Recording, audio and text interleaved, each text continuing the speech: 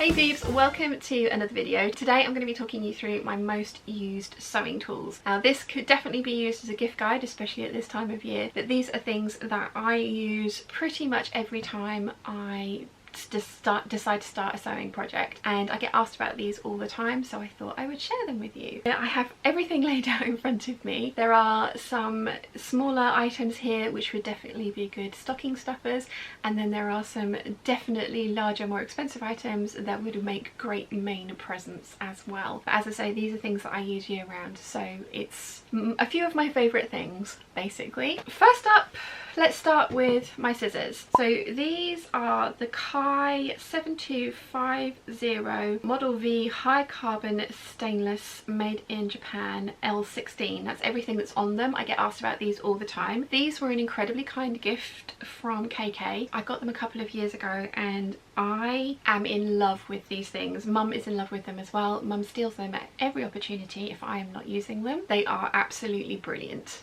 Absolutely brilliant. I will have everything that I mention linked down in the description. You can't go wrong with some really good fabric shears, which these are. KK also sent me the Kai N5350 17D pinking shears, which again are absolutely amazing. Mum has a couple of pairs of pinking shears, I have a couple of other pairs of pinking shears, and we fight over these if we both need to use them because these are just the best. Kai scissors, highly recommend. Next up is my absolutely gorgeous seam ripper. This is a present from the very lovely Candy. I'm very lucky that you guys send me so many wonderful things and introduce me to so many wonderful things. I've never heard of Kai shears before. I mean, a seamstress can, a dressmaker, sewer. I always struggle with the appropriate word because it doesn't, you know, quilter, nothing sort of covers everything that we do. Designer, that sort of thing, but you can never have too many seam rippers. I have, I think, about 8. But this is my favourite. This is definitely my favourite. It is a thing of beauty. It was from the lovely Candy. It has these detachable ends. So I have an awl on one side and then a seam ripper on the other side. So it's a multifunctional tool, which is great. It's also really nice that if you're travelling, and I do sometimes take this back up to my house if I need to work on something that I made a fluff up on and I need to unpick it, then I can put the sharp ends away and it's just got the rounded edges here, which makes it really safe to travel with. And it's just a nice thing to use. It fits in my hand really well. It's nice and weighty. As I say, I have many other seam rippers as well, and you can never have too many because you will always misplace one, so it's nice to have multiples of them. But a fancy hand-turned seam ripper is definitely a treat for the seamstress, dressmaker, sewer in your life. I know that you can get lots of these on Etsy. I will link a few in the description box down below for you. Okay, so next up are my 2" by 18" clear ruler and my French curve. I use these pretty much every time I make a project, especially when I need to trace the project. I again use both of these for that. Then once I have traced the project, if I need to transfer darts over or I need to mark in a hem or any of those things, I always use these. Very inexpensive. Don't use these with a rotary cutter because you will damage them.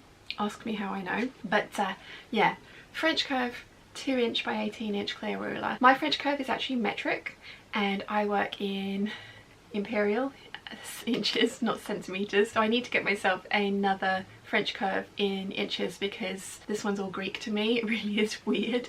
And what I mean, what's weirder is like I work in meters long of fabric but then inches wide. It's mental, absolutely mental. That's just how my brain works. But yes, these two items, again, great stocking stuffers, great part of a bigger present if you wanted to buy somebody like a starter kit or something like that. But these are things that I use every single time I make a project. Something else that I kind of bought on a whim when I saw it on the Minerva Crafts website. I think it was Minerva Crafts, it could have been Barn Yarns, but it's the purple fang. It's, I mean, the whole kind of shtick about this is that it's a tiny little thing that does so many things. I use this to turn and get crisp points. There is a 1/4" gauge at this end. I mean, this is just one of those things that you can use it to help push fabric under the presser foot as well. It's just one of those weird little devices that is just so useful. Again, highly recommend. Another one of those weird little devices is this seam gauge, and it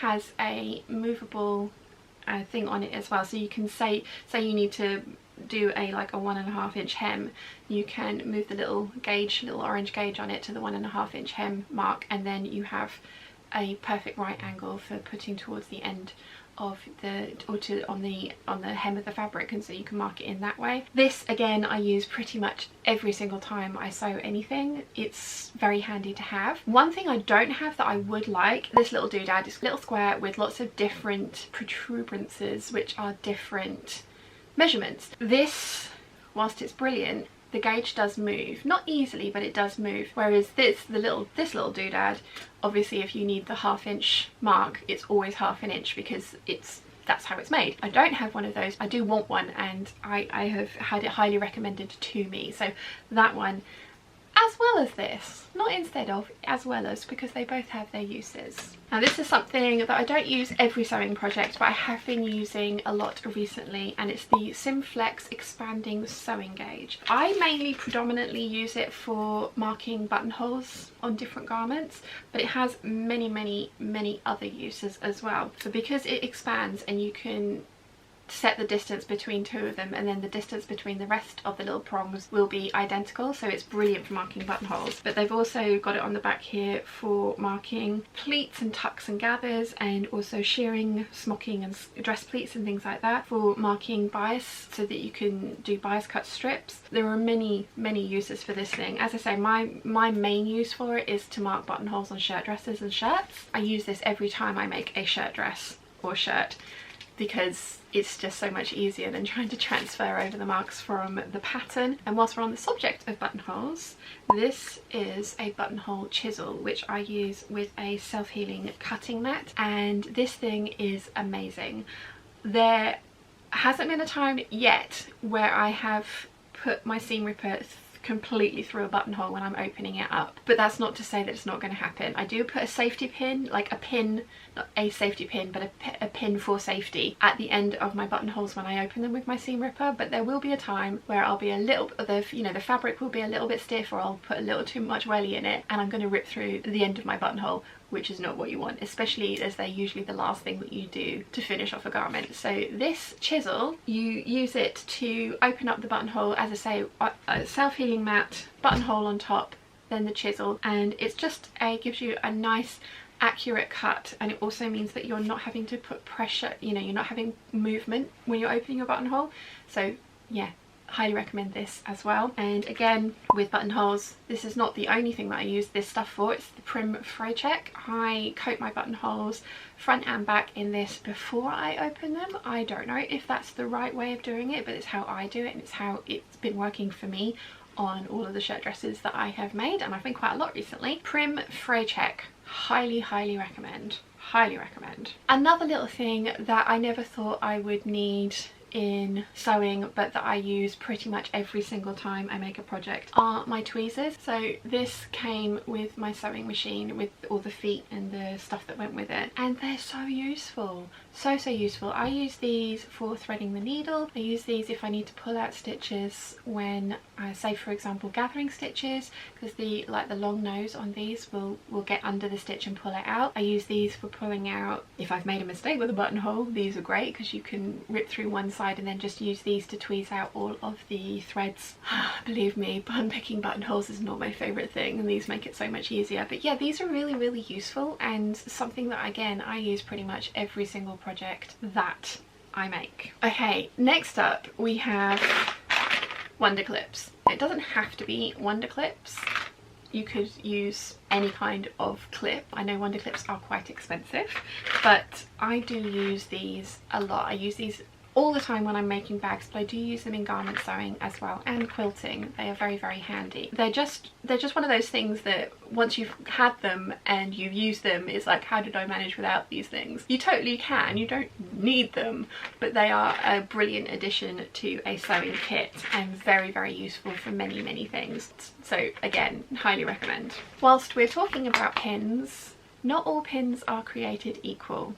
Definitely something that I have learnt over the years. I have got many different types of pins. I have to say that Clover pins are my favourite. I know these are quilting pins. I use the flower head ones. Yes, they are these are quilting pins, but I do use them unless I'm working with a very fine fabric like silk, which I'll come to. I do use these for everything. I really like them. I like that the flower is flat as well, because some of the pins with a round top can slightly distort the fabric. As I mean, pinning anything distorts the fabric slightly when you're doing that, but the round head pins can slightly distort the fabric as well. So I like that these have got flat heads. Not all pins are created equal. I have got some other flower head pins that were just a generic flower head pin and not the Clover brand. They are so much more bendy and duller and don't work as well. I really don't like them. So I have my Clover headed pins here. I think between us, Mum and I have 4 packets of them. She very kindly lets me borrow some of hers when I run out of mine, when I'm doing one of my multiple cutting out sessions. We both really like the Clover flower head pins. Then also,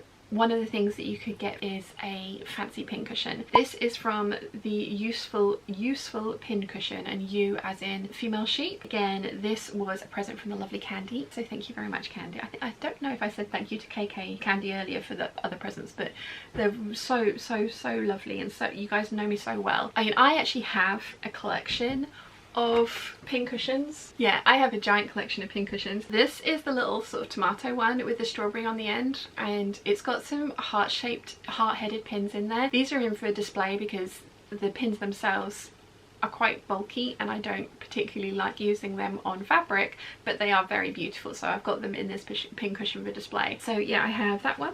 I have my little chicken, which was a present from the lovely Anna. I have a tiny little tortoise, which was from my Nana's sewing kit, and it's got some of the glass headed pins in here, and that's where they tend to live because again, I don't really like using them. I've got the giant chicken that my mum made for me, which was my main pincushion until this felted wool one turned up from Candy. And then I have this gorgeous rainbow coloured flower pincushion, which was from the lovely Daisy. She had one of these and brought it to the very first sewing retreat that I did, and I admired it greatly, and Daisy ended up being my pattern swap partner once, and she very kindly sent me another one of these. And then finally I have my duck sound, which was from very lovely Caroline. I can't bring myself to put pins in him.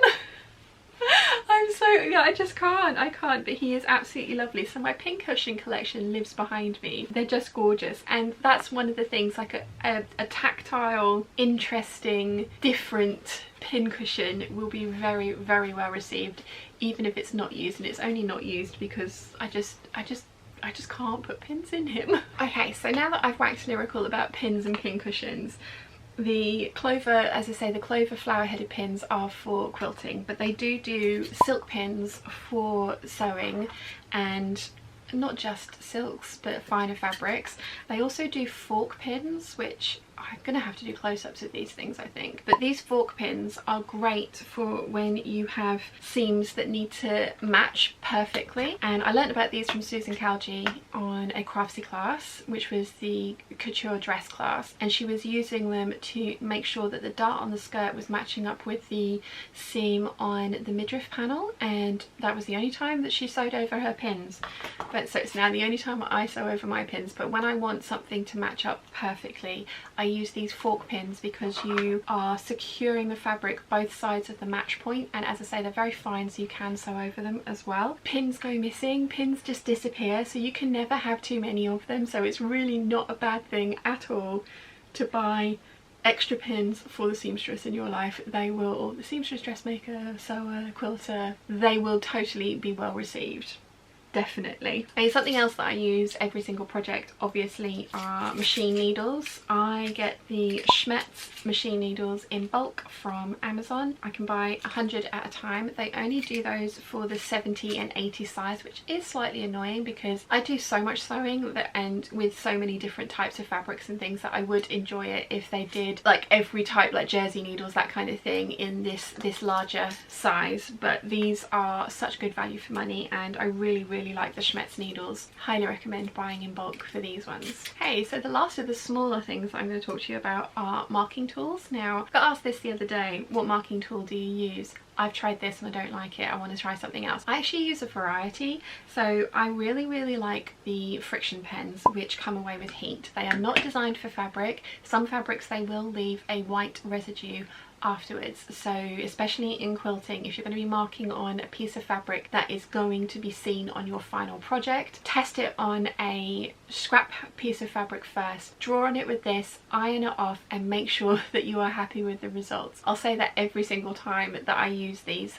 They're fabulous, but they have their limitations. So for example, I use these to mark darts on the inside of garments. I use these to mark hems when I need to level out hems. I use these for marking on stitching lines and seam allowances and things like that. I don't use these to mark on the front of a project in an area that it's going to be seen. So for example, if you're making a bag and you need to position the outside pocket on a bag, you need to make sure it's a straight line at the top. Double check to make sure that this doesn't leave any kind of residue that you're unhappy with before you put it on your project. Ask me how I know, but I really like the friction pens. And you can buy the barrel of the pen and then you can buy refills for it, so it's not as wasteful as well, which again is another thing that I really like. I also have this Prim chalk roller. So this barrel has like loose chalk in it, and then there is a kind of little wheel, and you run that along your fabric and it will release loose chalk, make a clear mark on your fabric. Now I like this because it's accurate. It is messy because it is loose chalk you're dealing with, and it won't last for a really long period of time. So if it's going to be a project that you are going to be, like for example a coat where you're going to be coming back to it and picking it up multiple times, this might not be the ideal thing for you to use to mark things that need to last for a long time, like buttonhole placements and things like that. I used this recently for making sashing for a quilt that I'm working on, and yes, it was messy. It was on black fabric, white chalk on black fabric. It went everywhere, but it brushes off. That's one of the things, it does brush off. However, I do know of people who have used these in different colours on the outside of bags, for example. It didn't brush off. So again, double check before you use it on your final project if you are happy with the outcome of it. And then I also have the Prim mechanical pencil, chalk pencil. This thing is amazing. Rachel bought one of these to the second retreat and we all ended up losing our minds over it because it's so fine. I have another chalk pencil which I really like, but you have to sharpen the chalk because it does blunt. It's quite thick, so you can't get it into very tiny things to, for example through bag hardware. You couldn't get the other one through the bag hardware to make the mark of where the thing needed to be, like have a rivet punched. This one did. This is amazing. Again, a mechanical pencil, so it doesn't ever need sharpening. It's refillable. I've got the pink, black and yellow refills for it as well. So if for example I was working on white fabric, the white chalk is obviously not going to show up on that, so I can change over the lead, the chalk refill as it were, and you either use the yellow, the pink, or the, like I say, the darker, it's a dark grey. This thing is amazing, absolutely amazing. I have had one of these, Mum has one of these. I lost mine, I have no idea where it's gone. It's probably somewhere safe in the house, it'll turn up, but I love it so much I bought myself a replacement because I pretty much use this every single time I make something. So I wanted to stop borrowing Mum's and have my own. So again, I have Prim mechanical chalk pencil, and again, double check that you are happy with how it comes away before you put it on the front of a project. I'll say that for absolutely everything, just to double check and make sure. If the sewer in your life has already got kind of like all of these things, you want to get them, they're stepping up their game, they want something, they're really enjoying sewing, they're really getting into it, they want something a little bit more substantial, then this is another tool that is amazing. This is a hand press. I get mine from Hebdar, who are Green Grizzly, and I absolutely love this thing. It was a present from Mum and Dad, a Christmas present from Mum and Dad about 5 years ago now. It's just one of those really useful things. I don't use it all the time, but when I do use it, I'm so glad that I have it, because I've never tried the hand pliers for making holes for rivets and things like that, but yeah, this one makes them pretty easy. At the moment I have a cutting die on there, and when I bought this I you know, Dad asked what I wanted to come with. I bought it with a 7mm double cap rivet set, so it came with the cutting die that was appropriate for that rivet set, and then also the pressing set for the rivets themselves, and so they're interchangeable. This one unscrews, this one just comes out. I mean, does have a screw on there, you are really meant to secure it in, but I never bother. I use this thing a lot in bag making. In every single bag I make, I will get this out at some point. I also use this for press studs, I use it for eyelets, I use it for rivets on trousers as well, especially if you make a lot of jeans or want to make a lot of jeans. This is really great for putting on the single cap rivets for those. It's just a really handy, useful tool that doesn't get pulled at every single project, but I'm so grateful for it when I come to a project that needs it. And we've been making quite a few coats and things which need press studs and the gilets and that sort of thing, so yeah, I'm very grateful that I have it and I do use it and I highly recommend. Now, I, as I say, bought this with a single die set on it. You can then add to your die sets as and when you need them. I, for example, have eyelets. I have all of the press stud sets. I have a couple of double cap rivet sizes, but you can also buy the entire kit, the press itself, and then every single die set that you can get with it. That is a much more expensive present. I think they're around £280 for the entire set. It is cheaper buying it en masse like that than buying each individual die set, because they can run between sort of 15 up to about £25 per set. So buying the entire set is a giant it would be a giant and amazing present, but it is cheaper doing it that way if that's what the sewer in your life is after. This is a really handy tool that I do use frequently and would highly recommend. Final thing that I'm going to talk to you about, I can't really show you other than this little bit that's out here, but it's my Horn sewing table. I have the Horn Superior sewing table. Mum has the Horn Quilter's Dream. Mine is the biggest one that they do, I think. I don't think they've done a bigger one yet. It is amazing. It really is amazing. So it's a giant sewing table that actually folds down into a small cabinet to kind of hide your machine away and tidy everything away when you're not using it. Now, I'm really lucky that I have an entire dedicated sewing room, so I don't very often pack this one away, but we are moving, and we're moving into a place where we're going to have our cutting table in the same room as all of our sewing equipment, and there isn't enough room for it to have all things out at the same time. So the fact that this packs down, is on wheels and can move over to the side is going to be an absolute godsend. The other thing that I love about this is there is a pneumatic lift on it, so an air lift on it, so you can have your sewing machine at flush with the desk for general sewing. You can then push it so it's further up, so that if you want the free arm, so you're doing sleeves or cuffs and those kind of things that you need the smaller access to the free arm of your machine for. And as I have at the moment,